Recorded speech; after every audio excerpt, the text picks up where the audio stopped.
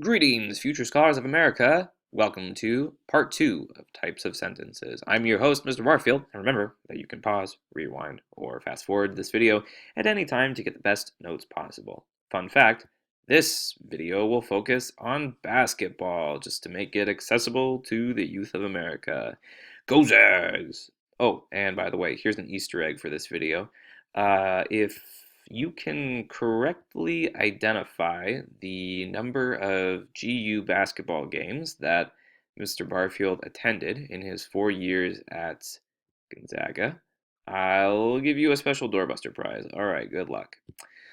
And today we're going to be talking about clauses. Some sentences have a main clause and a subordinate clause instead of two main clauses like a compound sentence. But what is a subordinate clause, you ask? Good question. A subordinate clause is a group of words that has a subject and a predicate, but does not express a complete thought and can't stand alone as a sentence. It must be connected or combined with a main clause. For example, i.e., which was the birthplace of basketball. This sentence kind of has a subject and a predicate in there, but it doesn't express a complete thought and it can't stand alone. This is a complex sentence when you have a main clause and a subordinate clause, one or more subordinate clauses.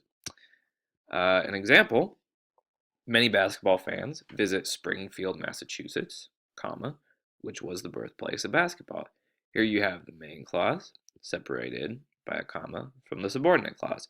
Fun fact, I've been to Springfield, Massachusetts several times, but I didn't realize it was the birthplace of basketball until I made this slide. Anyway, subordinate clauses can function in three different ways. They can function as adjectives, adverbs, or nouns. In the example sentence over here, the subordinate clause acts as an adjective clause that modifies the noun Springfield. And in the next video, we'll talk more in depth about the adjective, adverb, and noun clauses and what they do and the differences. But before we leave for today, here's a little practice for you. What's the subordinate clause? What's subordinate clause in this sentence? That's not correct grammar. Anyway, you know what I mean. What's the subordinate clause in this sentence? Many players who are popular have fan clubs. Does it act as an adjective, adverb, or noun clause? You tell me. Anyway, that's the video for today, scholars. I'll see you next time. Ciao.